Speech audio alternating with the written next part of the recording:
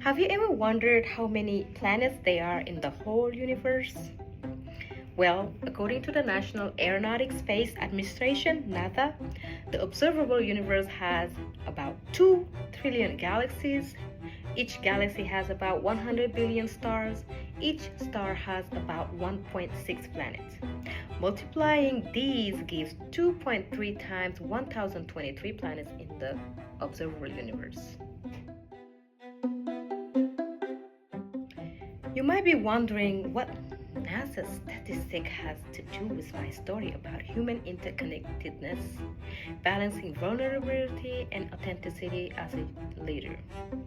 I tell that story because I always find myself reflecting on the beauty and complexity of our diverse world. Our planet Earth is populated by a wide array of races, ethnicities, cultures, and languages. Despite the incredible and vast universe, there is no evidence of human beings living on any other planet but Earth. Therefore, I believe it is each and everybody's business to learn to develop healthy social connections with one another.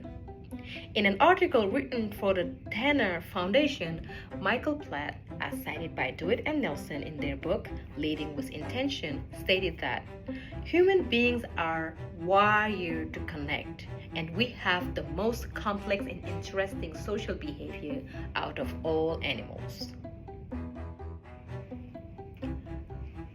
My name is Ndai Kumbagay, and I go by Kumba.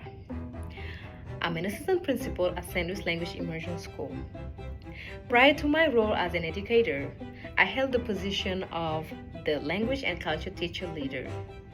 In order to contribute to the enrichment of our school climate and staff well-being, I would cook some authentic food from my country and share it with our school staff. At first, I noticed that my colleagues enjoyed gathering in the staff lounge, tasting the food, chatting, and connecting with each other while sharing the similarities and differences of their country's food. Some would even follow the tradition by bringing and sharing baked or packaged food with the rest of the staff.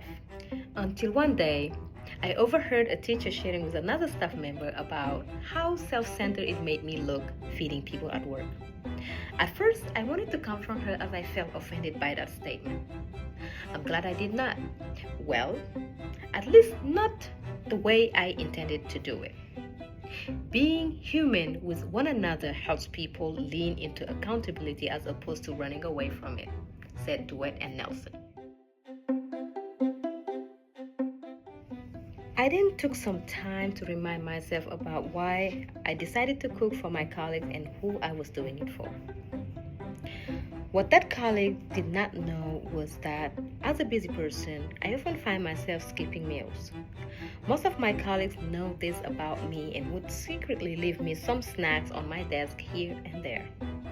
Cooking and bringing food at work was my way to reciprocate the good deeds of those caring people.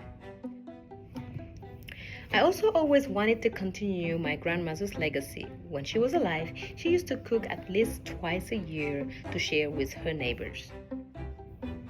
Last but not least, I consider myself a culinary enthusiast and therefore would communicate my love through cooking and feeding people.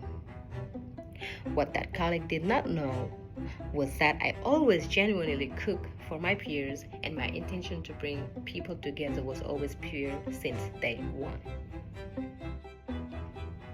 Human interconnectedness is fostered when the members of a community focus on an open communication and honor the ability to respectfully challenge each other's thinking and beliefs, which result in a deeper and more intentional learning environment, argued Dewitt and Nelson. As I continued to reflect over the years, I decided to make some changes based on the feedback I received from my peers. I was told that I was a very energetic, confident, and influential person, and that if I do not be careful when engaging with others, I might come off as a pressuring person. The other change I made was to start including people in the planning of the symbolic gesture. Some people would volunteer to bring silverwares, others will take care of the napkins and tablecloths, others will help set up the food when they arrive, some would help deliver the food to staff members who could not make it to the staff lounge, and some will help clean up. And up to this year, I still continue to cook and share some delicious food with my staff who always wait for it eagerly.